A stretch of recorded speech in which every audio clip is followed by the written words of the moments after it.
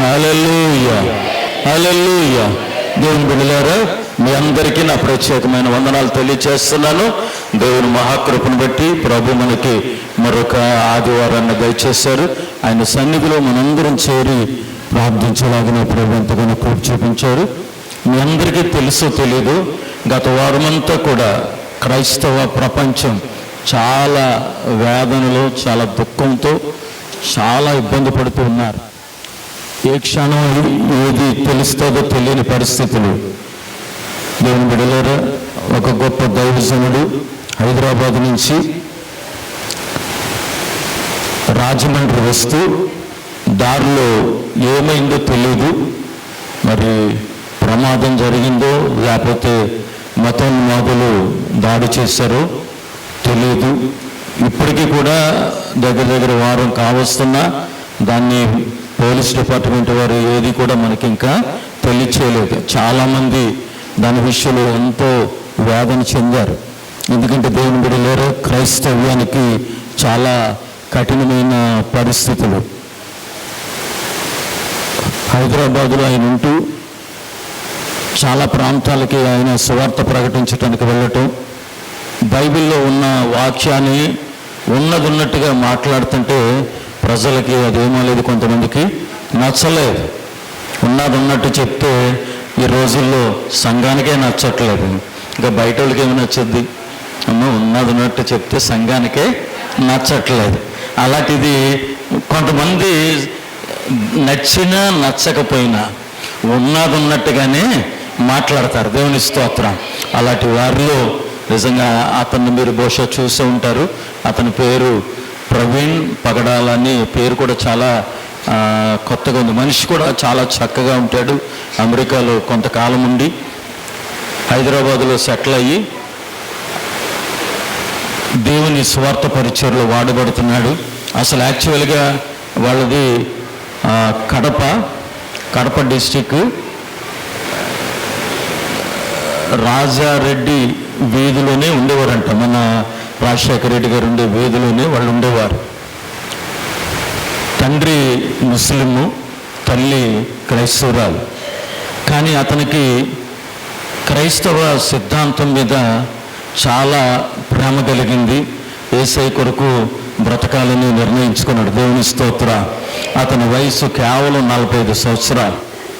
45 సంవత్సరాలు. 2 ఆడపిల్లలు ఉన్నారు. మరి చాలా జ్ఞానం కలిగిన వాడు, చాలా తెలివి గలవాడు. మనిషి కూడా చూడడానికి చాలా అంత చక్కగా ఉంటాడు. మీరు ఎవరైనా చూసారా అతన్ని? చూసిన వాళ్ళు ఎవరైనా ఉంటే చేసి చూపించండి.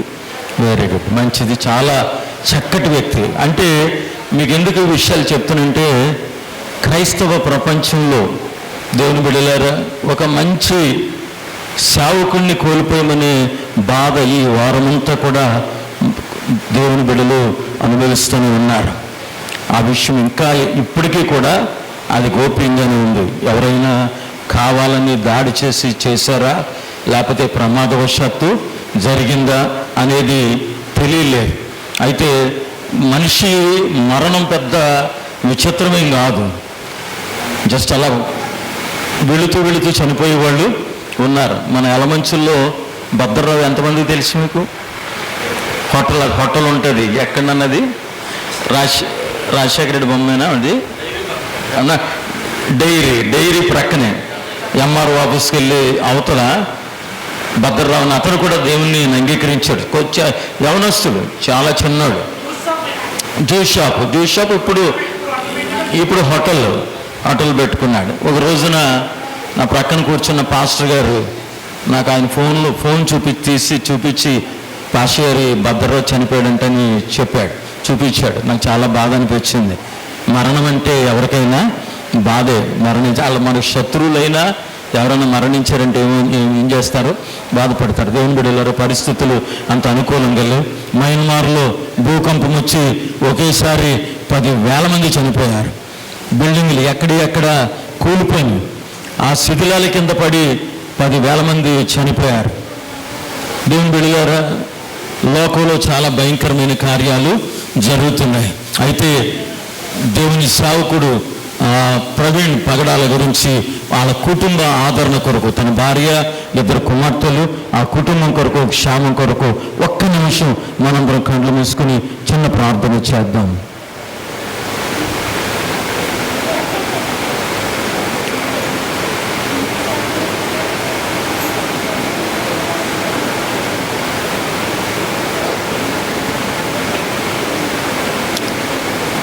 మహిమ, ఘనత, ప్రభావాలు మీరే పొందమని యేసయ్య నామమున అడుగుచున్నాము తండ్రి, ఆమేన్. హల్లెలూయా. అందరూ కూడా నా వైపే చూడాలి. మీకు అందరికీ నా మాటలు బాగా వినిపిస్తున్నాయా? అందరూ కూడా నా వైపు చూడండి. నా మాటల మీద మీరు దృష్టి పెట్టాలి. యేసయ్య రాకడకు సూచనలు కనబడుతున్నాయి. యేసయ్య రాకడకు సూచనలు.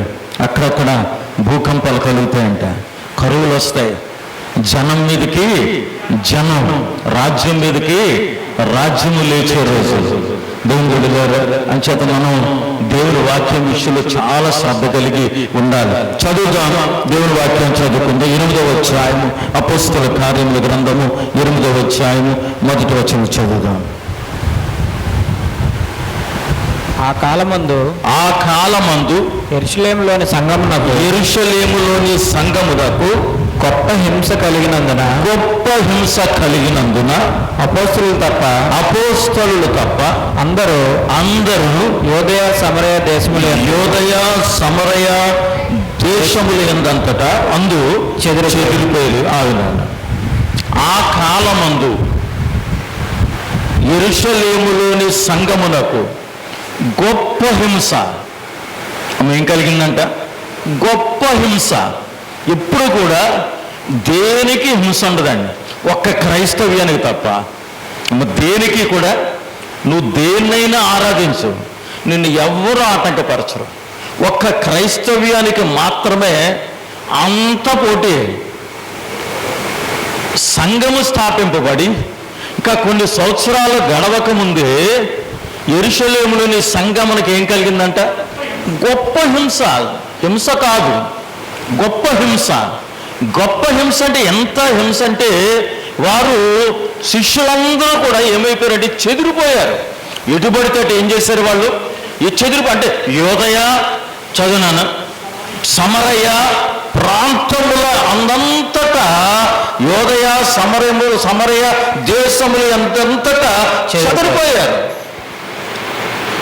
దేవుని బిడ్డలారా, అప్పుడప్పుడు సంఘమని కాదు, క్రైస్తవ్యానికి కూడా శ్రమ కలుగుతూ ఉంటుంది. క్రైస్తవ్యానికి ఏం కలుగుతుంది? శ్రమ కలుగుతూ ఉంటుంది.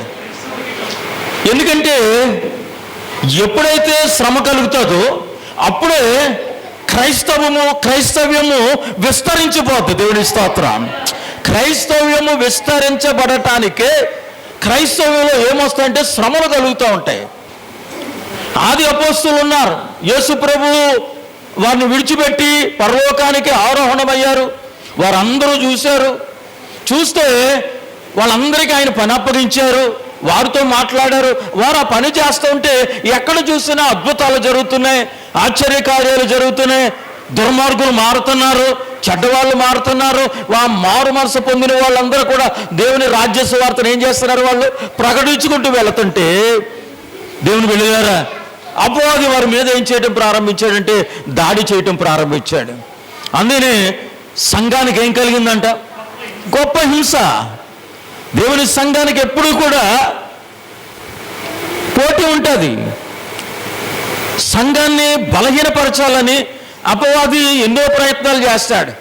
విశ్వాస కుటుంబాలని బలహీనపరచాలని అపవాది ఎన్నో ప్రణాళికలు చేస్తూ ఉంటాడు. వారంగా దేశాలే చెదిరిపోయారంట.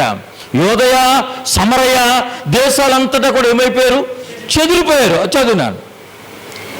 భక్తిగల మనుషులు స్టెఫనును సమాధి చేసి అతనిని గూర్చి బహుగా ప్రలాపించిరి. సౌలైతే ఇంటింటా జొచ్చి పురుషులను స్త్రీలను ఈడ్చుకొని పోయి చెరసాలలో వేయించి సంఘమును ఏం చేస్తున్నాడంట? పాడు చేయిస్తున్నాడంట. స్త్రీలను పురుషులను ఏం చేశాడు? ఈడ్చుకుంటూ వెళ్ళిపోయాడు. దేవుని బిడ్డలారా, అందుచేత ఈ రోజున మన వాక్యం యొక్క అంశం ఏంటంటే గొప్ప హింస. అమ్మ ఏంటది? గొప్ప హింస. యెరూషలేములోని సంఘానికి ఏం కలిగింది? గొప్ప హింస. హింస కాదు, ఏంటది? అంటే హింస కంటే ఎక్కువైనది గొప్ప హింస.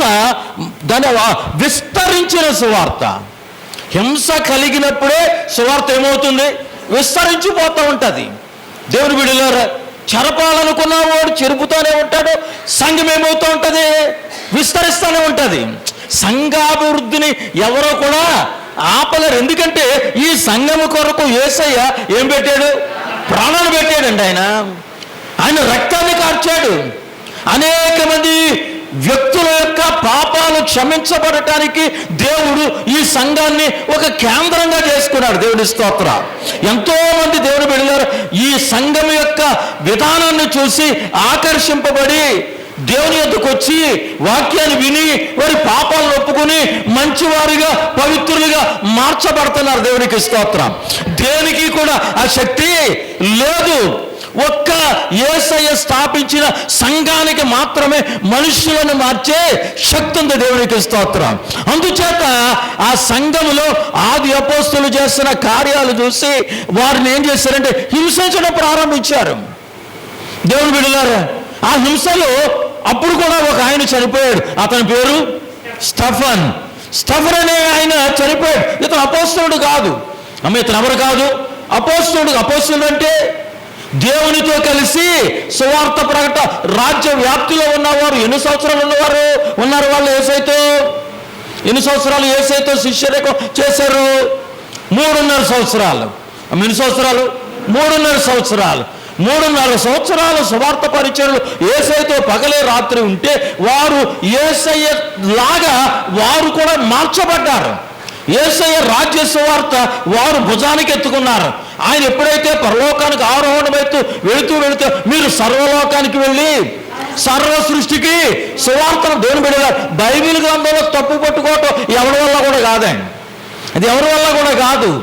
ఏదో అక్కడక్కడ ఒక మాట చదివి చాలామంది ఏదో బైబిల్ అలాగుంది ఇలాగుంది అంటున్నారు తప్ప వాళ్ళకి తెలియంది ఏంటంటే అందులో ఉన్నటువంటి మర్మము రహస్యము వాళ్ళకి ఏమవలేదు, అర్థమవలేదు. దేవుని బిడ్డలారు, ఈ రోజున వాళ్ళకి అర్థమైనా అర్థమైపోయినా క్రైస్తవ ప్రపంచానికన్నా అది ఏమవ్వాలి? అర్థమవ్వాలి. అపవాది ఎందుకు సేవకుల మీద దాడి చేస్తున్నాడు?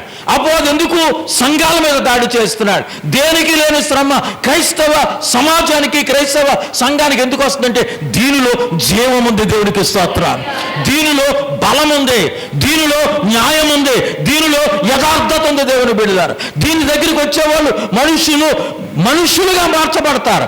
చాలా మంది మనుషులాగా బ్రతకలేని వారిని బ్రతికేటట్టుగా చేయగలిగే శక్తి బైబిల్ గ్రంథానికి ఉంది. దేవునికి స్తోత్రం.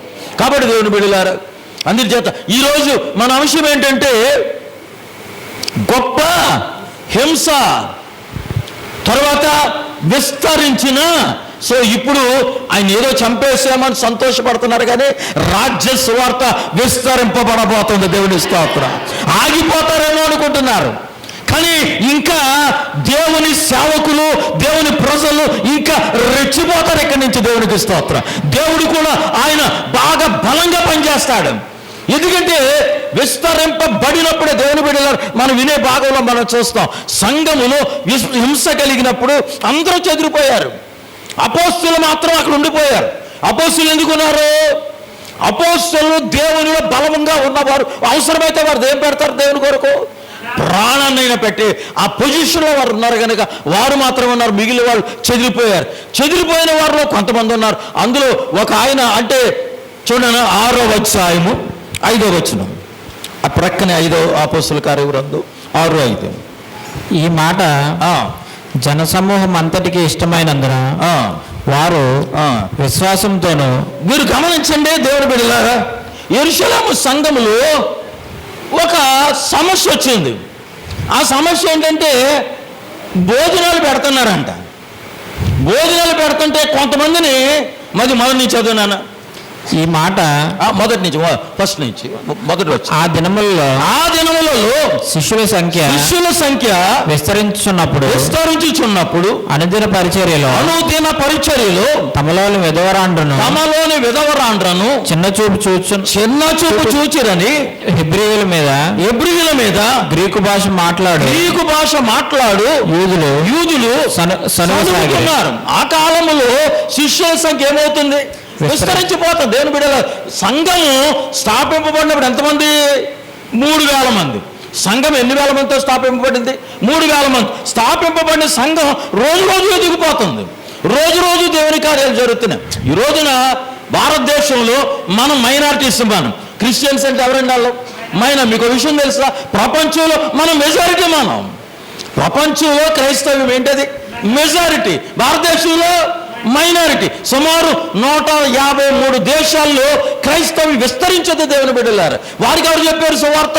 వారిని ఎవరు మార్చారు?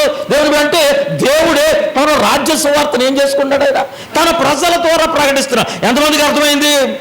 మనం భారతదేశంలో ఎవరు? మనం మైనారిటీస్ అంటే తక్కువ జనం, తక్కువ కాబట్టి ఎక్కువ వాళ్ళు ఎవరైనా మన మీద దాడి చేయడానికి ప్రయత్నం చేయొచ్చు. కానీ ప్రపంచంలో క్రైస్తవ్యమే మొదటి స్థానంలో ఉంది. అందరూ అంటారు అది మొన్నే కదండి వచ్చింది. కానీ ఏదో ముందొచ్చిన చెవుల కంటే వెనకొచ్చిన కొమ్ములు వాడన్నట్టు నాకు వీడియో పంపించారు. అమ్మ వింటున్నారు అందరూ వెనకాల ఉన్నవాళ్ళు? అమ్మ జీవన్ జ్యోతి వింటున్నావా? ఓ వీడియో పంపించారు. అక్కినేని నాగేశ్వరరావు గారు మాట్లాడిన మాట. ఆయన ఎక్కడో ఒక వేదిక మీద మాట్లాడుతూ మనిషిని పోలికగా తీసుకున్నాడు.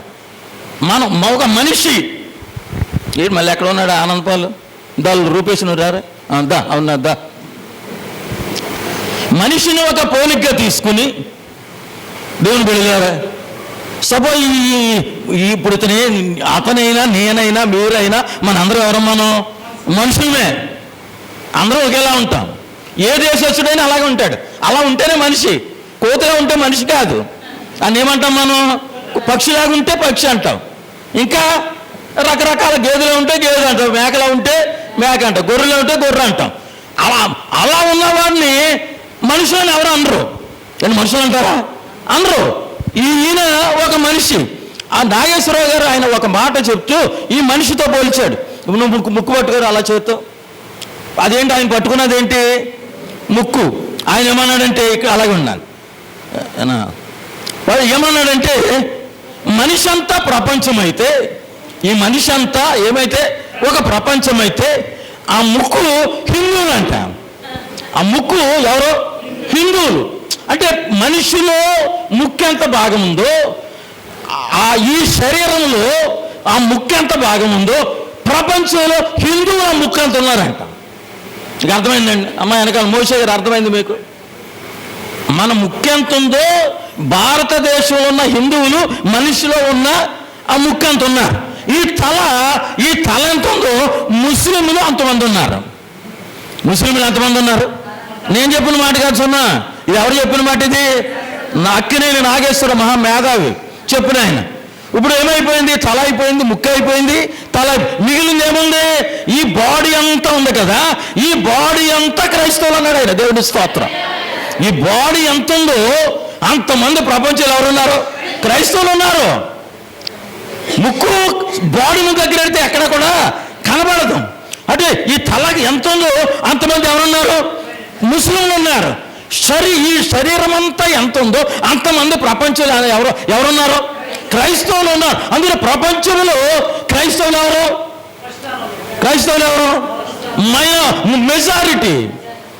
మెజారిటీ అంటే ఎక్కువ శాతం. ప్రపంచ జనాభాలో ఎక్కువ శాతం ఎవరున్నారు? ఎక్కువ దేశాల్లో ఈవెన్ పాకిస్తాన్లో కూడా క్రైస్తవం విస్తరించిపోతుంది. క్రైస్తవ్యం విస్తరించిపోతుంది. దేవుని బిడ్డలారు, అంచేత అయితే భారతదేశంతో పోలితే మనం తక్కువగా ఉన్నాము కాబట్టి మనం ఏమయ్యాం? మనం మైనారిటీస్ అయ్యాం. మనం ఏమయ్యాం? నేను చెప్పిన ముక్కు తల కూడా మైనారిటీ. ఇక్కడ నేను ఏ శరీరం అయితే చెప్పామో అది భారతదేశంలో వాళ్ళు ఎక్కువ ఉన్నారు, మనం తక్కువ. అందుచేత ఈ ముక్కుని కానీ తలకాయని కానీ ఈ బాడీ అంతా కలిపి ఏదైనా చేయొచ్చు. కూర్చోండి, లేదైనా ఎందుకు ఎందుచేత? చిన్నదే కాబట్టి. అందుచేత దేవుని బిడ్డలారా, ఇక్కడ మనం ఇది మర్చిపోకూడదు. మనం భారతదేశంలో క్రైస్తవులు ఎవరు? మైనారిటీ. ప్రపంచంలో మెజారిటీ. దేవుడు అందుచేత మనం ఎందుకంటే క్రైస్తవ్యం, ఇది కూడా క్రైస్తవం ఎప్పుడు వచ్చింది? క్రైస్తవం వేసొచ్చి ఎంతకాలం అయింది? 2000 సంవత్సరాలు. అందుకని అందరూ ఏమంటారు? నిన్నగామన్నా కదండి మీ దేవుడు వచ్చాడు. నిన్నగామన్నా కాదయ్యా, మొదటి నుంచి ఉన్న దేవుడు ఆయన.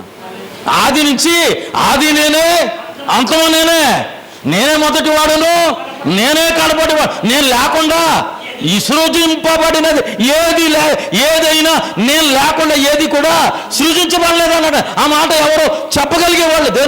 దేవుని మీద మీకు విశ్వాసం బాగా పెరగాలి. మీకు విశ్వాసం పెరగటానికే వాక్యంలో బలమైనటువంటి ఆధారాలతో దేవుడు మనకి చూపించాడు. దేవునికి స్తోత్రం. కాబట్టి దేవుని బిడ్డలారా, శిష్యులు సంఘము విస్తరిస్తుంది. మనకు కూడా మన ప్రాంతంలో కూడా క్రైస్తవులు పెరుగుతున్నప్పుడు మనకు కూడా చాలామంది విరోధులు లేస్తారు. చాలామంది క్రైస్తవ్యాన్ని ఆపాలని చూసేవాళ్ళు లెగుస్తారు. ఎందుకు? మనం ఎక్కడున్న వాళ్ళు అక్కడ ఉంటే మన జోలికి ఎవరు రారు. అమ్మ మనం ఎక్కడ, మీరు కూడా చూడండి, మీ పక్కన మీరు బాగా ఆశీర్వాదం పోవడం, అలా పేదరికాలు ఉన్నారు, మీ జోలికి ఎవరు రాడు.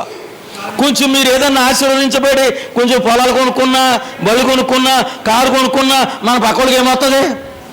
అసూయ వస్తుంది. అక్కడి నుంచి వాళ్ళు ఏం చేస్తూ ఉంటారో అలాగే ఇప్పుడు క్రైస్తవం మీద ఏమైపోయింది? స్వార్థం ఎక్కువైపోయింది.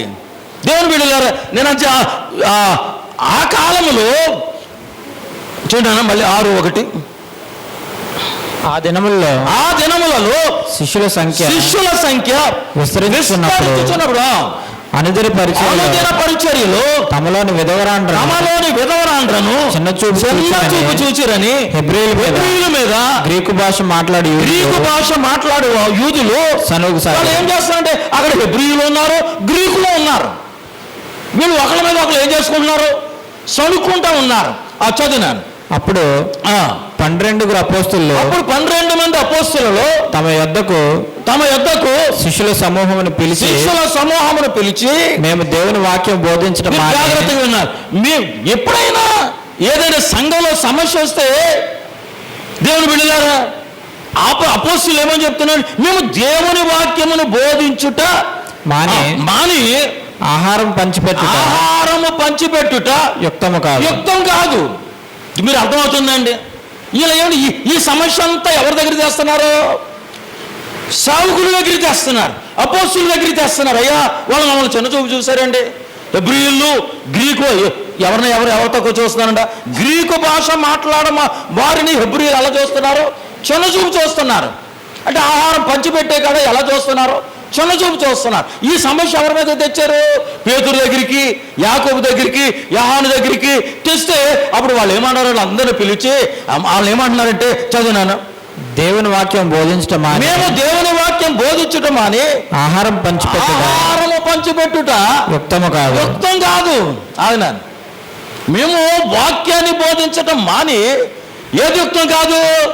ఆహారం పంచిపెట్టుట యుక్తం కాదు. ఎందుకంటే దాని కొరకు కొంతమంది పనిచేస్తున్నారు. వాళ్ళ ద్వారా ఆ పని ఏం జరుగుతుంది? వీళ్ళేం చేస్తున్నారు? దేవుని వాక్యాన్ని ప్రకటిస్తున్నారు. దేవుని వాక్యాన్ని ప్రకటిస్తేనే కదండి రాజ్య సువార్త పెరిగేది. శిష్యుల సంఖ్య పెరుగుతారు దేవుని బిడ్డలారు. అయితే వారు ఆ పని మీద ఉంటే ఈ సమస్య వల్ల ఏం చేస్తుందంటే వీళ్ళకి ఏమొచ్చినాయి? తగాదాలు వచ్చినప్పుడు పేతురు ఏం చేశాడు? వాళ్ళందరూ పిలిచి, వాళ్ళందరూ పిలిచి, మేము దేవుని వాక్యాన్ని మానేసి మీకు చదువునన్నమాట, మేము దేవుని వాక్యం బోధించటం మాని ఆహారం పంచిపెట్టుట యుక్తము కాదు. కాబట్టి సహోదరులారా ఆత్మతోను, మీరు ఇక్కడ గమనించ, కాబట్టి సహోదరులారా ఆత్మతోను, దేంతోనంటండి? అదే దేవుని బిడ్డ పరిచర్య చేసే సేవకుడే కాదు, సంఘములో కూడా ఆత్మతో నింపబడిన వ్యక్తుల ద్వారా దేవుడు ఆయా పనులను చేస్తాడు. దేవుని స్తోత్రం. మేము పంచిపెట్టడం యుక్తం కాదు. ఇప్పుడు మీరు ప్రతి సమస్య కూడా సేవకుడి దగ్గర తీసుకురావటం అది కూడా ఏం కాదు? యుక్తం కాదు అది. ఎందుకంటే సేవకుడికి ఉండే బాధ్యత సేవకుడికి ఉంటుంది, సేవకుడికి ఉండే పని సేవకుడికి ఉంటుంది. దేవుడు మీకుండే పని బాధ్యత మీకుంటుంది. మన బాధ్యతలు పంచుకుంటే యేసయ్య రాజ్య సువార్త ఏమవుతుంది? విస్తరిస్తుంది. మన సమస్యల్లో ఉంటే దేవుని రాజ్య సువార్త ఏమవుతుంది? తగ్గుతుంది. అందుచేత ఆయన ఏమన్నాడంటే, చాలా జ్ఞానం ఏమన్నాడంటే, మేము అది చేయటం యుక్తము కాదు. కాబట్టి మీరు కొంతమందిని ఎన్నుకోండి. అమ్మ, మీరు కొంతమందిని ఎన్నుకోండి. అండ్ వాళ్ళు కూడా ఎలాంటి వాళ్ళు ఉండాలి? కాబట్టి సహోదరులారా, ఆత్మతోను, అమ్మ దేంతోను? ఆత్మతోను జ్ఞానముతోను నిండుకొని మంచి పేరు పొందిన దేవుని సంఘములు పరిచర్య చేయటానికి కూడా మంచి పేరు పొందిన వాళ్ళు అయి ఉండాలి. దేవుడి స్తోత్రం. అర్థమవుతుందండి? దేవుని సంఘములో పనిచేసే వాళ్ళు కూడా ఏముండాలి? మంచి పేరు పొందిన వాళ్ళు చెప్తున్నారు. మీరు ఆత్మతో వాళ్ళు కూడా ఆత్మీయులై ఉండాలి. తగాదాలు పెట్టేవారై ఉండకూడదు. జ్ఞానముతో నింపబడిన వారై ఉండాలి. అలాంటి వారిని మీరు ఎందుకు చదివినాను? ఆత్మతోను జ్ఞానముతోను నిండుకొని మంచి పేరు పొందిన ఏడుగురు మనుషులను మీలో ఏర్పరచుకొనుడి. మేము వారిని ఈ పనికి నియమింతుము. అయితే మేము ప్రార్థన యందును వాక్య పరిచర్య యందును ఎడతెగక యుందుమని చెప్పాను. దేవుని స్తోత్రం. వాళ్ళు ఏం చెప్పారంటే, వాళ్ళందరినీ పిలిచి, ఆ సమస్య ఉన్న వాళ్ళు పిలిచి ఏం చెప్పారంటే, అయ్యా మేము ప్రార్థన చేయాలి, వాక్యం పంచాలి. అంచేత ఇలాంటి సమస్యలోకి మమ్మల్ని మీరు లాగొద్దు. అంచేత మీరు ఏం చేస్తారంటే, కొంతమంది వ్యక్తులను ఎన్నుకోండి. వాళ్ళు కూడా ఏముండాలి? వాళ్ళలో క్వాలిఫికేషన్స్ ఆత్మతో నింపబడాలి. మంచి జ్ఞానము కలిగి. జ్ఞానం ఎందుకంటే, ఏదైనా సమస్య వస్తే ఆ సమస్యని ఆర్పగలిగే జ్ఞానం కావాలి. సమస్య వస్తే సమస్యను పెంచేవాళ్ళు కాదు, పెంచేవాళ్ళు జ్ఞానం కలిగిన వాళ్ళు కాదు, సమస్యను కంట్రోల్ చేయగలిగే వాళ్ళు జ్ఞానం కలిగిన వాడు. అంచేత ఒకటి ఆత్మతో నింపబడాలి, రెండు జ్ఞానం కలిగిన వారు. అలాంటి వాళ్ళు ఎంతమందిని ఎన్నుకోమన్నారు? 7 ఎన్నుకోండి. దేవుని స్తోత్రం. దేవుని బిడ్డ, నేను దీని కొరకు ఇందులో ఒక చాలా గొప్ప మర్మం దాగి ఉంది. మీరు ఎన్నుకోండి అని వాళ్ళు చెప్పినప్పుడు చదువున్నాను. వారిని ఈ మాట జనసమూహం అంతటికి జనసమూహం అంతటికి ఇష్టమైనందున వారు విశ్వాసముతోను. అమ్మ, ఇప్పుడు మీరు అందరూ చాలా జాగ్రత్త. వారందరికీ ఆ మాట ఇష్టమైందంట. కొంతమందిని ఎన్నుకుందాం. దేని కొరకు? పరిచర్య చేయటానికి. ఇప్పుడు డ్రింకులు తెచ్చారు. అమ్మ మంగతల్లి, నువ్వు వెళ్ళా డ్రింక్ చూడంటే, పాస్టర్ నాకేమొచ్చండి ఇవన్నీ చేయటం అంటే అవదు. అంటే నిజంగానే ఆమె చెప్పింది కరెక్టే. అందుచేత ఇప్పుడు ఎవరు ఉండాలి దానికి? ఓ డ్రింక్స్ వస్తే ఎవరు లేచి వెళ్తున్నారు? అందరూ లేదమ్మా. చిన్నమ్మలో నువ్వు లేస్తావు ఎప్పుడన్నా డ్రింకులు వస్తేనే? ఎందుకురా? పరిచర్య చేసే వాళ్ళు ఉన్నారు. ఆ బాధ్యత ఎవరిది? పని చేసేవాళ్ళు. అంచేత ఎవరన్నా ఏదైనా తెస్తే గమనాలు ఏం చేస్తున్నారు? లేచి ఆ బాధ్యతను ఏం చేస్తున్నారు? పంచుకుంటున్నారు. వారు దాని కొరకు ఏం చేయబడ్డారు? నియమించబడ్డారు, ఏర్పాటు చేయబడ్డారు. వాళ్ళు కూడా ఎలాంటి వాళ్ళు అయి ఉండాలన్నాడు పేతురు? ఆత్మతోనూ జ్ఞానముతోనూ. వాళ్ళు కూడా దేవుని ఆత్మను పొందిన వాళ్ళే. అర్థమవుతుందండి? దేవుని సంఘంలో పనిచేసే వాళ్ళు కూడా సేవకుడు వలె వాళ్ళు కూడా ఏం పొందిన వాళ్ళు అయి ఉండాలి? ఆత్మను పొందిన వారు అయి ఉండాలి. ఎందుకంటే దేవుని బిడ్డలారా, ఇక్కడ ఏమన్నాడంటే, ఈ మాట జనసమూహమంతటికి ఇష్టమైన వారు విశ్వాసముతోను పరిశుద్ధాత్మతోను నిండుకొనిన వాడైన స్తెఫను. మీరు గమనించాలి, స్తెఫను, ఫిలిప్పు. ఇక ద్వారా ఆగుదాం. 7 ఎన్నుకున్నారు. మొదటి పేరేంటి? స్తెఫన్. అమ్మ, మొదటి పేరేంటి? ఈ 2 పేర్లు గుర్తుపెట్టుకోండి చాలు. రెండో పేరు ఫిలిప్పు. ఒక అతని పేరేమో స్తెఫను, రెండో అతని పేరేంటి? ఫిలిప్పు. దేని కొరకు ఏర్పాటు చేయబడ్డారు? వీళ్ళు పరిచర్య చేయడానికి ఏర్పాటు చేయబడ్డారు. పరిచర్య చేయడానికి ఏర్పాటు చేయబడిన వీరిలో ఏముంది? అమ్మ ఏముంది? సాల్మన్ ఏముంది? దేవుని ఆత్మతో నింపబడ్డారు, ఇంకా జ్ఞానము కలిగి ఉన్నారు. ఆత్మతో నింపబడిన వారితో సంఘము నింపబడి ఉండాలి. దేవుని స్తోత్రం. జ్ఞానముతో నిండిన వారితో సంఘం ఏమై ఉండాలి? నింపబడి. ఆది కాలం చేస్తున్న విధానమే. నింపబడి ఉన్నారు. అంచేత 7 ఎన్నుకోండి అంటే ఏళ్ళు ఏం చేశారంటే ప్రార్థన చేసి చక్కగా వాళ్ళు ఏం చేసుకున్నారు, 7 ఎన్నుకున్నారు. వారిలో మొదటి పేరు ఏం పేరు? స్టెఫన్. ఇప్పుడు ఎందుకు చెప్తానంటే ఈ స్టెఫన్ అనే ఆయన దేవుని ఆత్మచేత నింపబడ్డాడు కదా. అమ్మ దేని చేత నింపబడ్డాడు? దేవుని ఆత్మచేత నింపబడ్డాడు. కాబట్టి దేవుని రాజ్య సువార్త ఏం చేస్తారంటే దేవుడు అతని ద్వారా కూడా జరిగిస్తున్నాడు. దేవుని స్తోత్రం. దేవుని బిడ్డలారా చూడండి 6వ వచనం. వారిని అపోస్తుల ఎదుట నిలబెట్టి వీరు ప్రార్థన చేసి వారి మీద చేతులుంచారు. వారు ఏం చేస్తారంటే అపోస్తులందరూ కలిపి ఆ 7 మీద ఏముంచారు? ఎప్పుడైతే దేవుని అభిషేకింపబడిన సేవకుడు ఒక వ్యక్తి మీద చేతులు ఉంచుతాడో ఇతనిలో ఉన్న అభిషేకం ఏమవుతుంది? వారిలోకి వెళ్తుంది. దేవుని స్తోత్రం. అందుచేత అభిషేకం అంటే వారిలో ఉన్న శక్తి, వారిలో ఉన్న బలం వారి ముందు నిలబడిన వ్యక్తుల మీదకి వస్తుంది. అందుచేత వారి మీద ఏముంచారు? వాళ్ళు చేతులు ఉంచారు. పరిశుద్ధాత్మ పొందడానికి గుర్తదే. వారి మీద చేతులుంచి వారి మీద చేతులుంచిరి. దేవుని వాక్యము ప్రబలమై శిష్యుల సంఖ్య యెరూషలేములో బహుగా విస్తరించెను. మరియు యాజకులలో అనేకులు విశ్వాసమునకు లోబడిరి. ఎవరు లోబడ్డారు విశ్వాసానికి? యాజకులు. ఏ యాజకులేనో అందుకే దేవుని క్రైస్తవ్యానికి వాళ్ళు వీళ్ళనే భేదం లేదు. ఈ కులం ఆ కులం అనే నేను నాకు చెప్పిన ఆయన చనిపోయినా ఆ హతసాక్షి ఎవరైనా అలానెవరో ముస్లిం ఆయన తండ్రి ఎవరైనా ఏదైతే మీకు అర్థం కావట్లేదు. నువ్వు ఆగినాను వాళ్ళకి అసలు ఏం తెలుస్తలేదు. వాళ్ళకి అమ్మ రాజు తండ్రి ఏదైతే పిల్లలు కూడా ఏమవుతారు? అమ్మ ఆడపిల్ల పేరు వస్తుందా ఇంటి పేరు? వాళ్ళకి మగోళ్ళ పేరు వస్తుందా? అంటే ఎవరి పేరు వస్తుంది ఇంటికి? ఇక్కడ ఉన్న మీ ఆడ పెళ్ళైన వాళ్ళందరూ మీ ఇంటి పేర్లు ఏమైపోయినాయి? మారిపోయినాయి. ఇప్పుడు మీ పిల్లలకి ఏ పేరు వస్తుంది? మీ భర్త ఇంటి పేరు మీ పిల్లలకు వస్తుంది. ఎందుచేత అంటే సమాజంలో ఆ విధానం ఏమవుతుంది? అది అలా కొనసాగుతుంది. దేవుని బిడ్డలారా, అందుచేత దేవుని బిడ్డలారా శిష్యుల సంఖ్య అంట విస్తరించబడిపోతుంది. దేవుని వాక్యం ఏమైంది? ప్రబలమైపోయింది. వీళ్ళు కూడా అపోస్తులతో సమానంగా పనిచేస్తున్నారు. అందుకే సంఘంలో సేవకుడితో సమానంగా పనిచేసే వాళ్ళు ఉంటే సంఘ అభివృద్ధి ఆగదు. మనమేమో ముందుకెళ్ళాలంటే మేము ముందుకెళ్ళమని ఆపేమనుకో, అది ముందుకు వెళ్దాం, వెనక్కి వెళ్దాం, ఇటు కదలదో అటు కదలదో. మనమేమో గెంటుతాము, వాళ్ళేమో వెనక గెంటుతారు.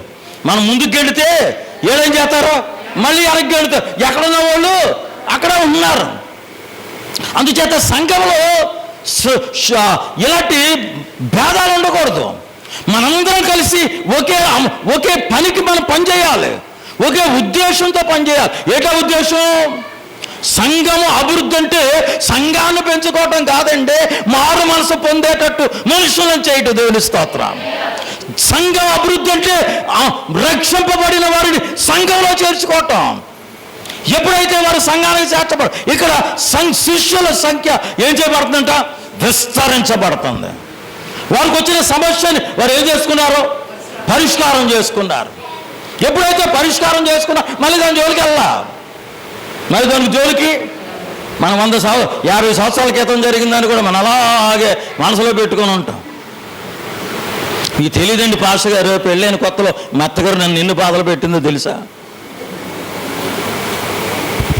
మా కోడలు ఎన్ని బాధలు పెట్టిందో తెలుసా? మల్లుడు ఎన్ని బాధలు పెట్టాడు. మనకి ఏం లేదు, ఏం లేదు, క్షమాపణ హృదయం లేదు. క్షమాపణ వాళ్ళు మారినా కానీ మనం అట్లా అదే గుర్తు చేస్తూ ఉంటాం. వాళ్ళు మారిపోయారు. అక్కడి నుంచి మా ఊళ్ళు మంచోళ్ళేనండి, మా అత్తగారు మంచిది, మా మాంగారు మంచిది అని చెప్తున్నారు కానీ వీళ్ళు మాత్రం మారలేదు. కోడళ్ళారా మీరు మారుదురుగాక. దేవుని స్తోత్రం. అత్తగారులారా మీరు మారుదురుగాక. అమ్మ నవ్వేమి కోడల్ని ఏం చేస్తున్నారు మీరు? కోడల్ని మోషే గారు అత్తగారు ప్రతను ఏమైనా చేస్తున్నారా ఆవిడ కోడళ్ళ మీద? ఊరి దేవుని స్తోత్రం. ఇది మొదటి నుంచి మనకి ఏమైపోయింది? అలవాటు అయిపోయింది. అత్తగారు అంటే పెత్తనం చేయాలి. అమ్మ మీరు ఇప్పుడు రాబో తరంలో అత్తగారులు అయ్యేవాళ్ళు. అత్తగారులు అంటే ఏం చేయాలి? పెత్తనం చేయాలి. దేవుని బిడ్డలారా, అంటే ఎందుకంటే సంఘము విస్తరించబడుతుంది. సంఘం ఏం చేయబడుతుంది? మన సంఘం కూడా ఇప్పుడు ఏమవుతుంది? ఇది విస్తరించబడుతుంది. ఇప్పుడు మనందరం కలిసి ఏం చేయాలి? కలిసికట్టుగా మనం పని చేయాలి. మనలో ఆత్మతో నింపబడిన వాళ్ళు ఉండాలి, జ్ఞానముతో కలిగిన వాళ్ళు ఉండాలి. శిష్యుల సంఖ్య విస్తరించబడుతుంటే మరియు యాజకులలో ఎవరిలోనంటండి? యాజకులు ఏడాడు మన యేసురాజు ఏడు దాని నిలద. ఇందాక ఈయన వాటర్ బాటిల్ పట్టరని అన్నాను. వాటర్ బాటిల్ పట్టరమ్మని పంపించాను.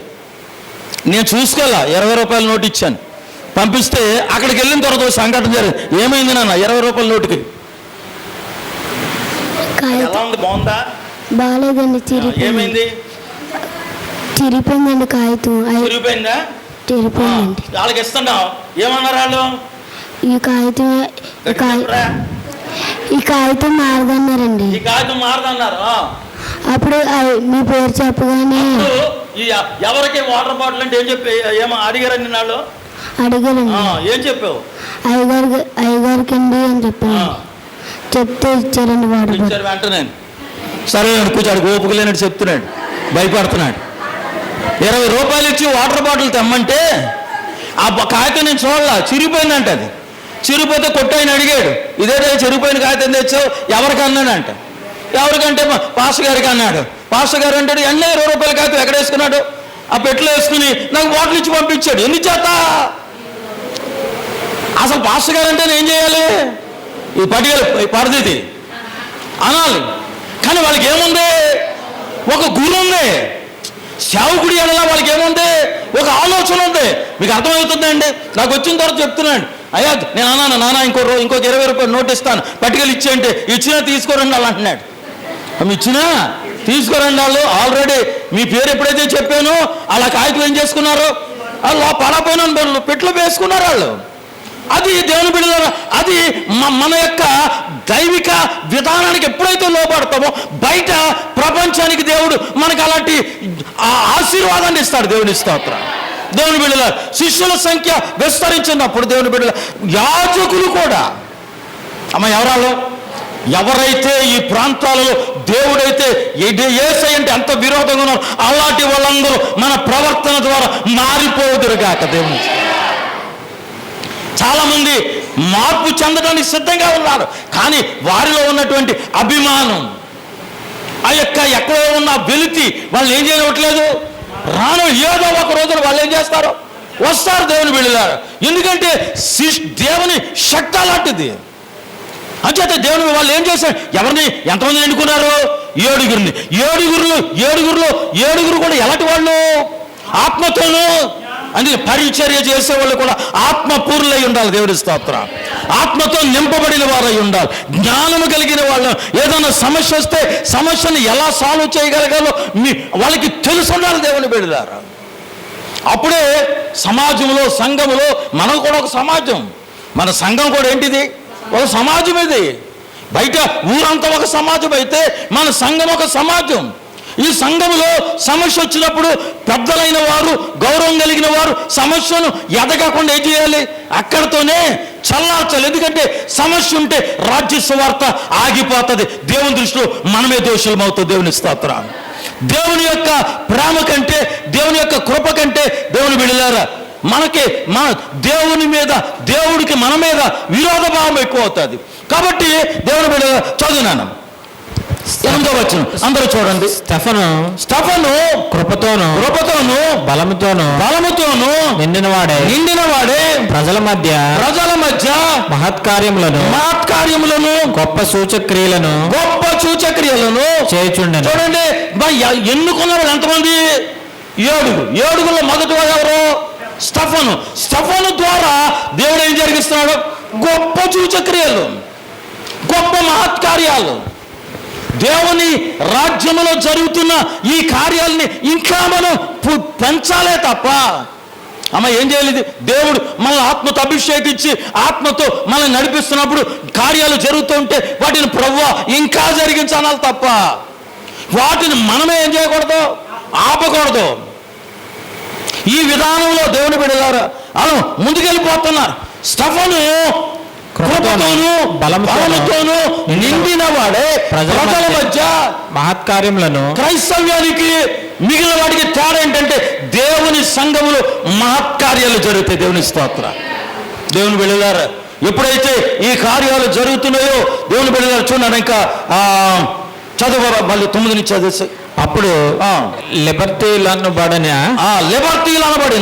సమాజములోను కురేనీయుల సమాజంలోను సమాజంలోను కిలికియాలో నుండి ఆసియాలో నుండి వచ్చిన వారిలోను కొందరు వచ్చి స్టెఫనుతో తర్కించిరి గాని మాటల యందు అతడు అగపరిచిన జ్ఞానమును అతన్ని ప్రేరేపించిన ఆత్మను వారు ఎదిరించలేకపోయారు. ఇప్పుడు ఈ మాట ఎందుకు చెప్తున్నంటే మిగిలిన వాళ్ళందరూ వచ్చి స్టెఫనుతో వాదిస్తున్నారు. అదే డిబేట్ అంటే. నాన్న డిబేట్ అంటే ఏంటి? కూర్చుని ఒక నలుగురు కూర్చుని వీళ్ళు వాళ్ళకున్న జ్ఞానాన్ని, వాళ్ళ దేవుని గొప్పతనాన్ని, వీళ్ళ దేవుని గొప్పతనాన్ని గురించి చర్చించుకోవడమే డిబేట్. దాన్ని ఏమంటారు? ఇప్పుడు మనం చనిపోయిన ఆయన కూడా ఈ డిబేట్ చేసే ఆయనే. అమ్మ ఎవరన్నా ఆయన పేరేం పేరు? ప్రవీణ్ పగడాల. పేరు చాలా విచిత్రంగా ఉంది. ఆయన ఏం చేసేవాడు? ఆయన డిబేట్లు చేసేవాడు. ఎక్కడ? టీవీ ఛానల్స్లో. ఈ పక్కన మనకు వారు కాని వాళ్ళు ఉన్నారు, ఈ పక్కన మరొక తెగ ఉన్నారు. వారితో వీరితో కలిపి వాక్యాన్ని దగ్గర పెట్టి దీని బలమేంటో దాని బలమేంటో తెలియజేసే విధానంలో ఆయన కొనసాగుతున్నాడు కనుక జనాలకు అది ఏమవలేదు, నచ్చలేదు. దేవుని బిడ్డలారా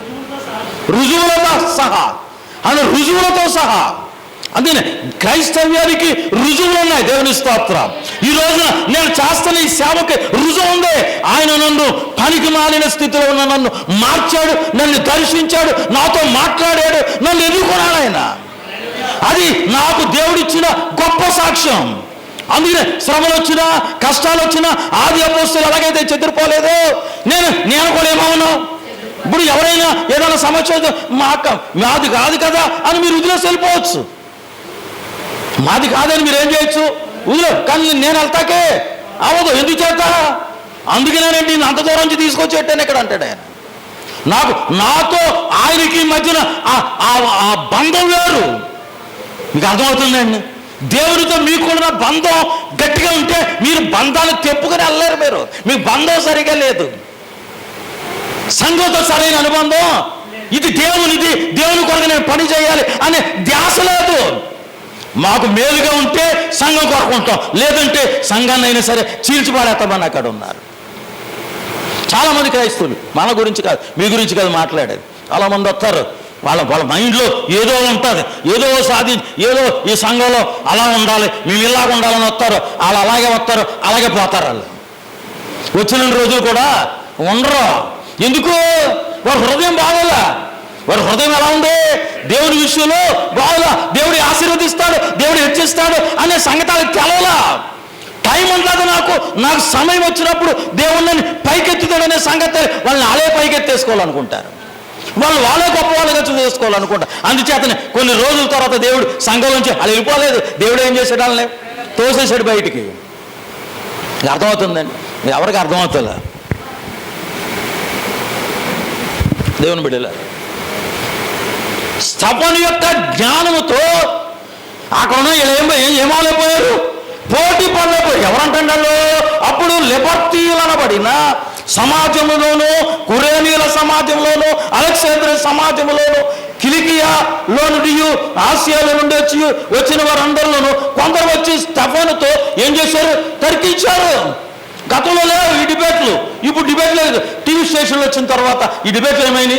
ఎక్కువైంది. దేవుని బిడ్డల తప్పనిసరి పరిస్థితుల్లో మన వాళ్ళు కూడా ఏం చేయవలసి వస్తుంది. అందరూ నాకు కూడా అప్పుడప్పుడు ఈ చూస్తుంటే నాకు కూడా వీడియోలు చేసి పెట్టాలనిపిస్తుంది. మళ్ళీ ఎందుకు వచ్చిన గోవాలి అనిపిస్తుంది. లేదా ఏంటంటే ఏమవుతూ ఉంటుంది, ఆడికంటే దేవుడు మనకి ఎక్కువ జ్ఞానాన్ని ఇచ్చాడు. దేవుని స్తోత్రం. ఆడితో సమానంగా కాకుండా దైవ జ్ఞానాన్ని అడిగి బయలుపరచగలిగేంత జ్ఞానాన్ని దేవుడు మనకిచ్చాడు. కానీ మనకెందుకు గోళ్ళని ఏం చేయవలసి వస్తుంది? మనం ఇక కామ్గా ఉండవలసి వస్తుంది. లేకపోతే మాటకు మాట, జ్ఞానానికి దేవుని ప్రజలు అజ్ఞానులు కాదు, దేవుని ప్రజలు. అమ్మ అర్థమవుతుందా? స్తోత్రం చెప్పండి. దేవుని బిడ్డలు అజ్ఞానులు కాదండి. దేన్ని ఎలా ఎదుర్కోవాలో తెలుసుకోగలిగేవాడే దేవుని సంబంధి. తర్కిస్తున్నారంట. తర్కించండి, చదివినాను. మాటలయందు అతడు అగపరిచిన జ్ఞానమును అతన్ని ప్రేరేపించిన ఆత్మను వాదింపలేకపోయారు. వారు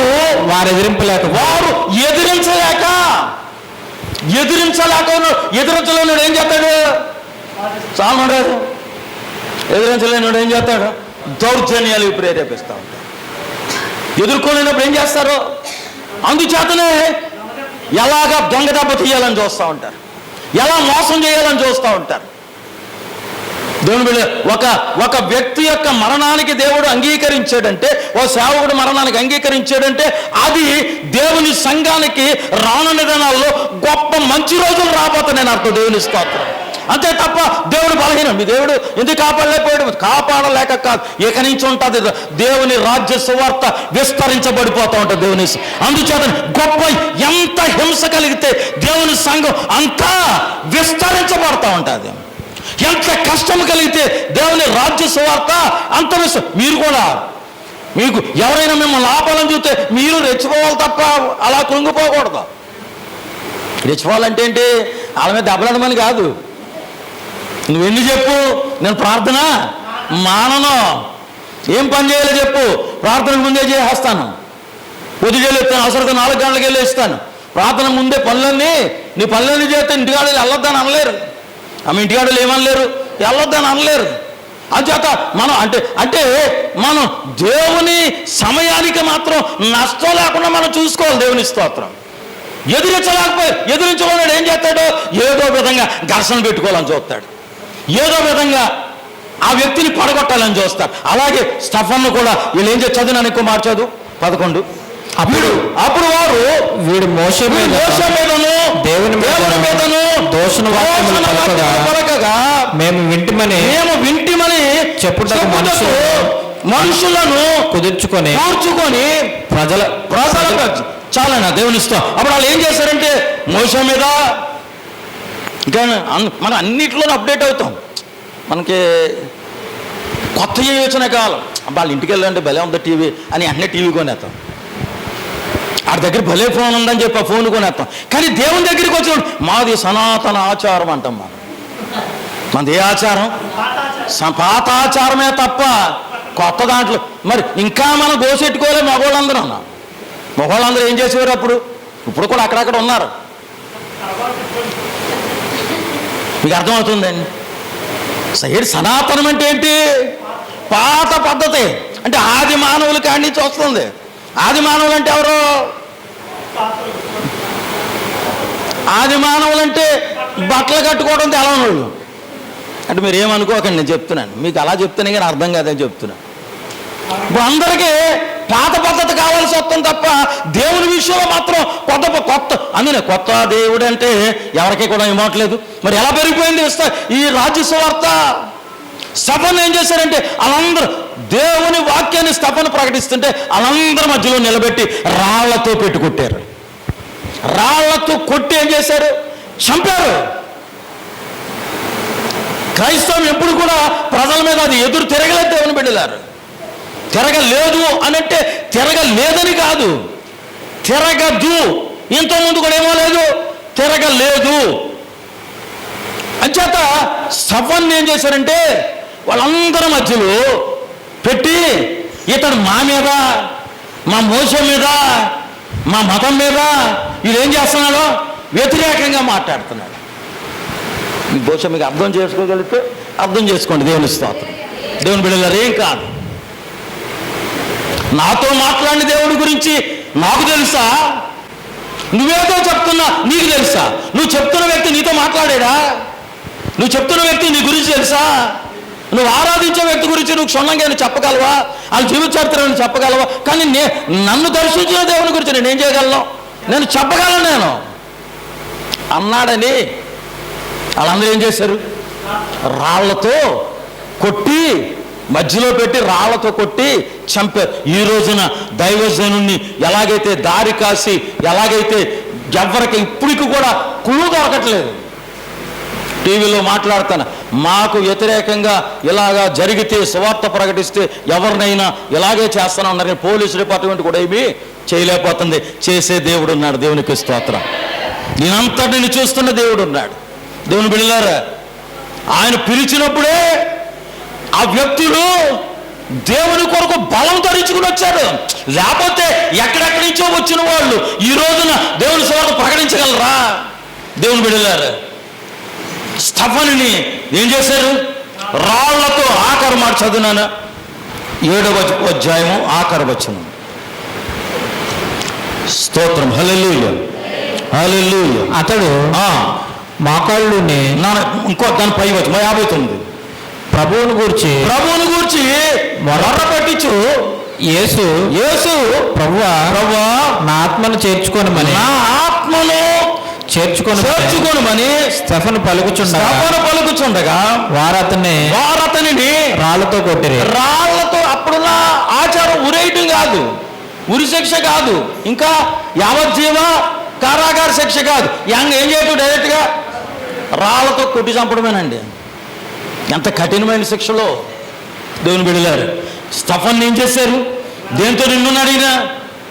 ఆత్మతోనూ జ్ఞానముతో. ఇతని పనేంటి? అపోస్తలుడు కాదు. ఎవరతను?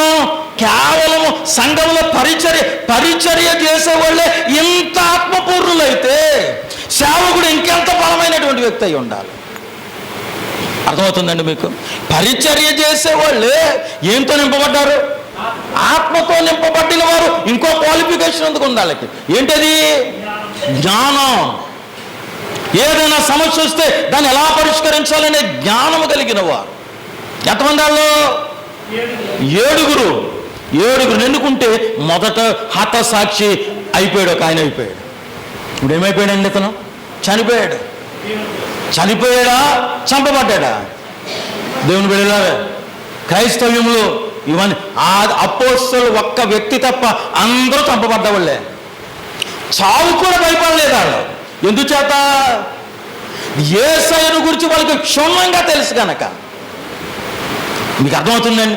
యేసయ్యతో కలిసి తిరిగారు కనుక, యేసు యొక్క బలం వారికి తెలుసు కనుక చావటానికైనా వారు సిద్ధపడ్డారు తప్ప వాళ్ళని ఎవరినో కూడా వాళ్ళు ఏం చేయలేదు, ఎదిరించలేదు. దేవుని బిడ్డలారా, ఇలా జరుగుతుండగా 8వ అధ్యాయంలోకి వచ్చేటోడికి చదువుదాం. ఇప్పుడు అసలు కాడికి వద్దాం. ఆ కాలం ముందు యెరూషలేములోని సంఘమునకు గొప్ప హింస. దేవుని బిడ్డలారా, ఈ రోజును కూడా మన సంఘంలో ఏ విధమైన హింస కలిగిన సంఘం పెరుగుతుంది తప్ప, సంఘం అభివృద్ధి చెందుతుంది తప్ప, దీన్ని ఆపే శక్తి నాకు కానీ ఇంకొకరు కానీ ఎవరికే లేదంటే దేవుని స్తోత్రం. బయట వాళ్ళు ఎవరికే, నువ్వు ఒక మాట చెప్తాడు, బయట వాళ్ళు ఎవ్వరూ ఆపరండి. బయట వాళ్ళు భయం. ఎవరంటే మన దేవుడు అంటే వాళ్ళకి భయం. అమ్మో, వాళ్ళ జోలికి ఒక రోజున సువార్త ప్రకటించడం వెంకటాపురం వెళ్తే వెంకటాపురం వాళ్ళందరూ అడ్డుగా వచ్చారు. ఇక్కడ మీరు చెప్పడానికే వీలు లేదన్న, అందరూ వచ్చేస్తున్నారు. అవును, నేనన్నాను మీరు అందరూ కాదు, ఒక్కడ రండి మా దగ్గరికి మధ్యకి వచ్చి ఆ ఒక్క వ్యక్తిని చెప్పమాను, దేవుని సువార్త ప్రకటించడానికి వీలు లేదు ఇక్కడ చెప్పండి. ఒక్కడ రాలేదు. గుంపులో అయితే వచ్చేస్తున్నారు. ఒక్కడిని రమ్మంటే అక్కడ ఎవరికాళ్ళే చల్లా చెదురైపోయారు. అంటే వాళ్ళకి ఏముంది? భయం ఉంది. ఎవరో కూడా దేవుని బిడ్డలారా అంత మనుషులండి, జ్ఞానం కలిగిన వాళ్ళు, ఆలోచన కలిగిన వాళ్ళు. వాళ్ళు దేవుని ఎరగనంత మాత్రాన వాళ్ళు మంచితనం లేని వాళ్ళు కాదు. వాళ్ళలో కూడా జ్ఞానం ఉంది, ప్రేమ ఉంది, మనుషుల ఎడలా దయ ఉంది. దేవుడు అవన్నీ కూడా మానవులమైన మనలో పెట్టాడు. దేవునికి స్తోత్రం. దేవుని బిడ్డలారా, వాళ్ళందరూ కూడా హింస కలిగినప్పుడు అందరూ అపోస్తలులు తప్ప అందరూ చెదిరిపోయారు. అందరూ భక్తి గల మనుషులు ఏం చేశారంటే స్టెఫను యొక్క శవము అక్కడే ఉంటే దాన్ని తీసుకెళ్ళి ఏం చేశారు? బాగా పెట్టారు. దేవుని స్తోత్రం. నాన్న స్టెఫను సమాధి చేసి అతని గురించి బాగా ప్రలాపం. అతను సమాధి చేయటమే కాకుండా అతను గురించి ఏం చేశారు? బహుగా రాజమండ్రి నుంచి హైదరాబాద్ తీసుకెళ్లి దాకా ఎక్కడికక్కడ దారిలో జనమే జనం. హైదరాబాద్ లక్షల మంది వచ్చారంటే వీళ్ళు తక్కువ, వచ్చిన వాళ్ళు ఇంకా తక్కువ, లోపల ఉన్న వాళ్ళు ఇంకెంతమంది ఉన్నారు? వాళ్ళందరూ ఎవరు? యేసయ్యను అంగీకరించిన వాళ్ళు. రహస్యంగా ఉండే క్రైస్తవులు అనేక మంది ఉన్నారు. చాలా మంది ఇప్పుడు యూట్యూబ్లో వస్తుంటే వాళ్ళు చెప్తున్నారు, సినిమా యాక్టర్లు చెప్తారు, మాకు యేసై అంటే చాలా ఇష్టం అని. నాకు ఏ కష్టం వచ్చినా నేను యేసైని అడుగుతాను. యేసైని ప్రభు నాకు ఈ పంచే. ఒక ఆవిడ ఇంటర్వ్యూ చేస్తే అడిగింది, సినిమా యాక్టర్ ఆవిడ పేరు నాకు ఐడియా లేదు. అడిగేటప్పుడు ఆవిడ, మరి మీరు అడుగుతున్నారు కదా దేవుడు, నేను అడిగినవన్నీ నా దేవుడు ఇచ్చాడని చెప్పింది. దేవుని స్తోత్రం. నేను ఎప్పుడు ఇంకెవ్వరిని అడగనండి, నా యేసైని అడుగుతాను. దేవుని బిడ్డలారు, ఎంత ప్రేమ దేవుని! మీరు అనుకుంటున్నారా? యేసయ్యను ప్రేమించేవారు మన ఊర్లో లేరు. ఊర్లో సగం మంది యేసయ్య స్నేహితులు ఉన్నారు. దేవుని స్తోత్రం. యేసయ్యను ప్రేమించే వాళ్ళు ఉన్నారు. కాకపోతే మనకలాగా వాళ్ళు ఏం చేయలేదు, చర్చకు రాలేదంతే. దేవుని బిడ్డలారు, అంచేత స్టెఫనును సమాధి చేసి అతని గురించి మన హైదరాబాదులో ఆయన సమాధించే కొన్ని లక్షల మంది వెళ్ళారంటే ఏకంగాను. క్రైస్తవ్యం బలం లేనిది కాదు. దేవుని బిడ్డలారు, ఇలాగా హింస కలిగి చదువురాను. ఇంకా సౌలైతే ఇంటింటా వచ్చి పురుషులను స్త్రీలను ఈడ్చుకొని పోయి చెరసాలలో వేయించి సంఘమును పాడు చేస్తున్నాడు. ఎవరు అతని పేరు? సౌలు. ఇంట్లోకి వెళ్ళి ఎవడడుగుతాడండి? అందరూ మళ్ళీ ఎవడికి కావాలి? క్రైస్తవులు ఎదుగుతే ఎవడికి కావాలి? ఎవడో రాడు. అని చేత ప్రతి పనికి బాలు కూడా ఏమొచ్చేద్ది? బలం వచ్చేద్ది. ఆపేద్దాం, ఏదో విధంగా మీటింగ్ ఆపేద్దాం ఏదో అని చెప్పేసి అందరూ ఒకడు వచ్చేటోడు కాడు వెనకాల ఏం చేస్తాడు? అసలు ఈయన ముందు దాడి తీసినాడు అంత బలహీనుడు ఎవడు ఉన్నాడు ఆ ఊర్లోను? వీళ్ళందరూ వచ్చినోడికి వీడికి ఎక్కడ లేని బలం వచ్చి సౌలు వెనకాల ఉన్న జనాలను చూసి ఇంటింటికి వెళ్ళి నాన్న మార్చుడే ఇంటంటే వచ్చి పురుషులను స్త్రీలను ఈడ్చుకొని పోయి చెరసాలలో వేయించి సంఘాన్ని ఏం చేయాలి? అందరిని ఈడ్చుకుని వెళ్ళిపోతున్నాడంట. మా సంఘం ఏం చేస్తున్నాడు? క్రైస్తవులు ఏం చేస్తున్నాడు? యేసయ్యను నమ్మిన వాళ్ళని ఏం చేస్తాడు? ఈడ్చుకుని వెళ్ళిపోతున్నాడు. దేవుడు అనుకున్నాడు వాళ్ళకి కదా నిన్ను పట్టుకుంటే సరిపోద్ది అనుకున్నాడు. ఏమనుకున్నాడు? దేవునికి తెలియదండి, దేవునికి జ్ఞానం తెలుసు. తీసుకెళ్ళిపోయి వాళ్ళు ఈడ్చుకుని సంఘాన్ని ఏం చేస్తున్నాడు? సంఘాన్ని పాడు చేసే ప్రతి ఒక్కరు కూడా దేవునికి విరోధులే. సంఘ క్షేమము కోరని ప్రతి ఒక్కరూ కూడా దేవునికి ఎవరాలు? విరోధులే. దేవుని బిడ్డలారు, పాడు చదువునా. కాబట్టి చెదిరిపోయిన వారు సువార్త వాక్యమును ప్రకటించుచు సంచారం చేస్తారు. ఏమైందంటే వాళ్ళు ఆపాలనుకున్నారు కానీ అమ్మ అర్థమవుతుందా? స్తోత్రం చెప్పండి. హల్లెలూయా. మీకు ఈ బోధ మీకు అర్థం అవ్వకపోతే మీరు ఇంటికి వెళ్ళిన తర్వాత మీ అందరి దగ్గర ఫోన్లు ఉంటాయి. ఆ ఫోన్లో ఏం పెరినాను మంది హెవెన్లీ గాడ్ మినిస్ట్రీస్ అని ఉంటుంది. మీ పిల్లల్ని అడగండి, వాళ్ళు కొట్టిస్తే అందులో మీ మెసేజ్లు వస్తాయి. మీరు కావాలంటే మరొకసారి దాన్ని వినొచ్చు మీరు. దేవుని స్తోత్రం. హెవెన్లీ గాడ్ మినిస్ట్రీస్ అని కొడితే ఆ యూట్యూబ్లో వస్తాయి ప్రసంగాలు. మీరు మళ్ళీ విని మళ్ళీ బలపడవచ్చు మీరు. దేవుని స్తోత్రం. దేవుని బిడ్డలారా, ఇంటింటాచి వచ్చి కాబట్టి చెదరిపోయిన వారు సువార్త వాక్యం ఏం చేస్తున్నారు? ప్రకటించు. ఇప్పుడు ఏమవుతుందంటే ఒక వ్యక్తిని చంపేసాం, వాళ్ళు తగ్గారు. ఇప్పుడు ప్రకటన ఏమవుతుంది? ఇప్పుడు ఎక్కువైపోతుంది. క్రైస్తవులు అందరూ ఏమవుతున్నారు? ఇప్పుడు ఏకమైపోతున్నారు. దేవుని బిడ్డ మీకు అర్థమై ఉంటుంది అనుకున్నా. గొప్ప హింస ఇంకా ఈరోజు మన అంశం పేరేంటి? విస్తరించిన సువార్త. సువార్త ఏమైపోతుంది? ఎప్పుడు విస్తరిస్తుంది? నీకు కూడా, నీ కుటుంబంలో నీ సమస్య ఎక్కువైన, శోధన ఎక్కువైనప్పుడు రానున్న దినాల్లో నువ్వు విస్తరించబడిపోతూ ఉంటావు. దేవుని స్తోత్రం. నువ్వు అభివృద్ధి చెందిపోతూ ఉంటావు. హింసకు నువ్వు భయపడద్దు, నీ సమస్యకు నువ్వు భయపడద్దు. దేవుని బిడ్డలారు, అంచేత వీళ్ళు ఏం చేస్తున్నారంటే సువార్త వాక్యము ప్రకటించు సంచారము చేయుచుండురి. అప్పుడు ఫిలిప్పు సమరయ పట్టణం వరకును వెళ్ళి క్రీస్తుని వారికి ప్రకటించుండెను. జనసమూహములు విని ఫిలిప్పు చేసిన సూచక్రియలను చూచినందున అతను చెప్పిన మాటలందు ఏక మనసుతో లక్ష్యముంచగా. ఇతను ఎన్నో వ్యక్తి? మొదటి ఎవరు? స్టెఫన్. రెండో వ్యక్తి ఎవరు?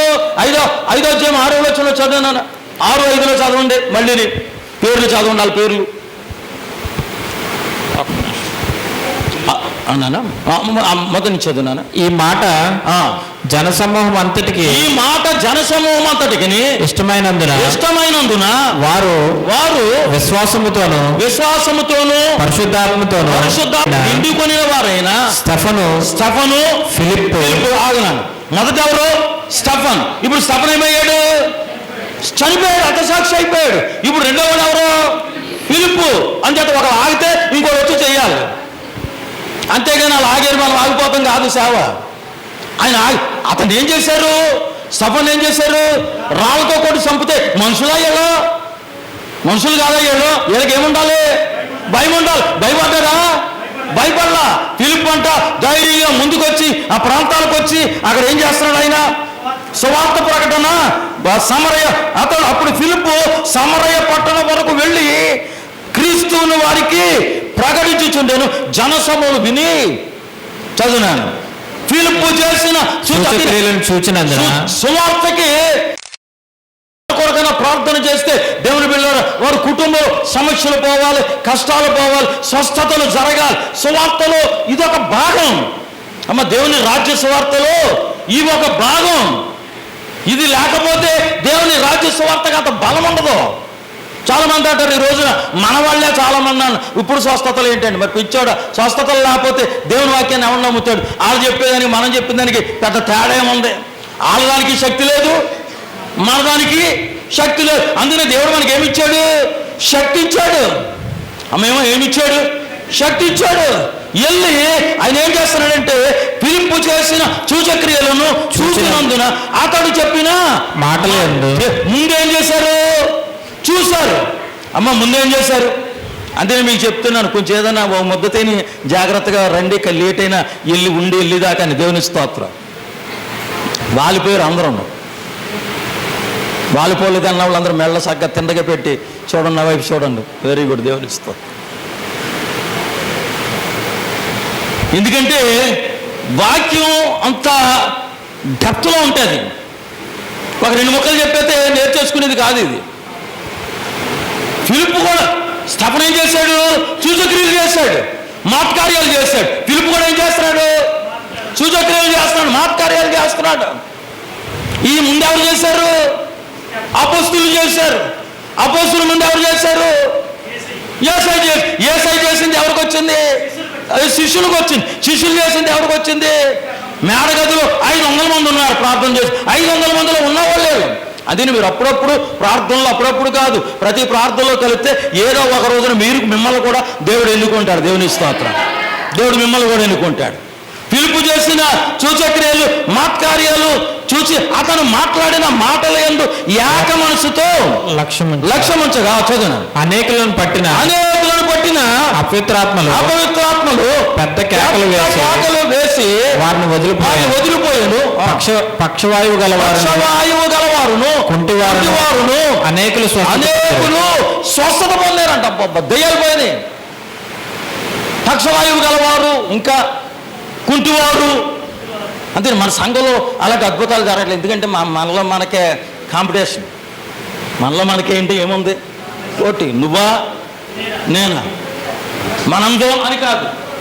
ఏంటది? రవి అంటాడు నేనా బెన్స్ అన్న. ఎవడు చెప్తాడు ఈ తీర్పు? ఎవడు చెప్తాడు? నేనా అంటది నేనా అర్పణ అని ఎవరు చెప్తారు? మీరు కావాలి దేవునికి. ఎవరిని వదిలేద్దాం? మీకు అంత ఆలోచన రాదు. మేమందరం ఉంటేనే దేవుని సంగం అనే ఆలోచన రాదు. ఇప్పుడు ఇలా పోటీ వాళ్ళు. అందుచేతనే పరిశుద్ధాత్మను మన దగ్గర ఏం చేయట్లేదు, ఉండలేదు. నేను ఉండలేను బాబు మీ దగ్గర, మీకు దండమే పోతున్నాడు అని మనమేమనుకుంటున్నాం? ఇంకా మా దగ్గరే ఉన్నాడు అనుకుంటున్నాం. ఇంకా ఆయన మా దగ్గరే ఉన్నాడు. దేవుని బిడ్డలారు, ఫిలిప్పు చేసిన అద్భుతాలు చూసి, ఆశ్చర్యకార్యాలు చూసి, సూచక్రియలు చూసి, మాత్కార్యాలు, కుంటివారు ఏమవుతున్నారంట? కుంటివారును పక్షవాయువు గలవారును అనేకులు స్వస్థత పొందుతుంటే ఆ పట్టణంలో ఏం కలిగింది? మిగుల సంతోషం. మిగుల సంతోషం. దైవ కార్యాలు జరుగుతుంటే ఎవరికైనా సంతోషమేనండి. మా దైవ కార్యాలు జరుగుతుంటే ఎవరికైనా సంతోషమే. కాబట్టి ప్రియమైనటువంటి చాలా వచ్చే వారం మిగిలిన సబ్జెక్ట్ పూర్తి చేద్దాం. ఎలాగా ఫిలిప్పు తన కార్యాల ద్వారా ఎవరెవరు రక్షింపబడ్డారు. గారడీ చేసేవాడు. మనుషులందరూ అనుకుంటున్నారంట ఈడే దేవుని మనిషి అంటే ఈడే. గారడీ చేసేవాళ్ళు మనల్ని నమ్మునట్టు దేవుణ్ణి ఏం చేయరు, నమ్మరండి. మోసగాళ్ళు నమ్మునట్టు మంచోళ్ళని నమ్మరు. దేవుని బిడ్డలారా, లోగడ ఆ మాట చదివాను 9. సీమోను అని ఒక మనుషుడు లోగడ ఆ పట్టణంలో గారడీ చేయొచ్చు తానెవడో ఒక గొప్పవాడనని చెప్పుకొనుచు సమరయ జనులను విభ్రాంతిపరచుచుండెను. కొద్దివాడు మొదలుకొని గొప్పవాడి మట్టుకు అందరూ దేవుని మహాశక్తి అనబడిన వాడు ఇతడే అని చెప్పుకొనుచు అతన్ని లక్ష్య పెట్టారు. దేవుని బిడ్డలారా, గాలి వాడిని చూసి ఏమనుకుంటున్నారు, అసలు దైవశక్తి అంటే ఇది అనుకుంటున్నారు. అందుచేతనే దాన్ని మించిన శక్తి పొందాలి మనం. రోగులు స్వస్థపరచబడాలి, కుంటివారు నడవాలి, పక్షవాయువు గలవారు లేవాలి, దెయ్యాలు వదిలిపోవాలి. దెయ్యాలు ఎక్కడున్నాయండి పాస్టర్ గారు? అసలు దెయ్యలే కనపడదు. అది ఈ పక్కోళ్ళకి ఆ పక్కోళ్ళకి గొడవలు ఆడుతున్నారంటే వాళ్ళు దెయ్యాలు, ఎక్కువ దెయ్యాలు ఉన్నట్లు లెక్క. విన్నానా?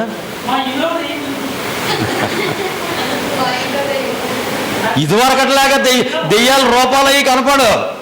మన మనసే మనకి మన దెయ్యం ఉందో లేదో మనకి అదే ఏం చేద్దే.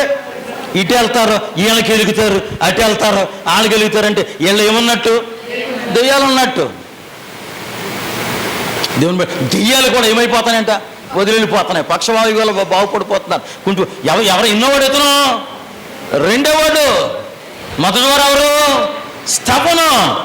దేవుని బిడ్డలారా, రెండోవాడు ఫిలిప్పు. ఎంతమంది ఉన్నారు వాళ్ళ గ్రూప్లో? 7.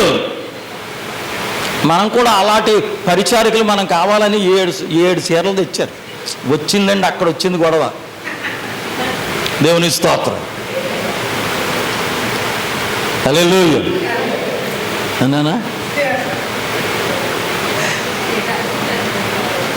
మాకేదంటే మాకేదంటున్నారు. మనం సంఖ్యను చూసి ఏం చేస్తాం, సంఖ్యను చూసి తెచ్చాం. దేవుని స్తోత్రం. సరే దేవుని బిడ్డలారు, మన వాక్యానికి అనుగుణంగా మన లైఫ్ ఉండాలి. అమ్మ వాక్యానికి ఎంతమందికి అర్థమైంది ఈరోజు నేను చెప్పిన మాట? గొప్ప హింస విస్తరించిన దేవుని రాజ్య సువార్త. ఎవరో ఆపితే ఆగిపోయేది కాదండి. బాలుని గోండేసి కొడితే ఎల్లంతా స్పీడ్తో తిరిగి వస్తుందో రాజ్య సువార్త కూడా అలాగే ప్రబలెళ్ళిపోద్ది. దేవునికి స్తోత్రం. కాబట్టి ప్రియమైనటువంటి దేవుని సంగమ, దేవుని బిడ్డలారా, అర్థమైన వాళ్ళందరూ ఒకసారి స్తోత్రం చెప్పండి.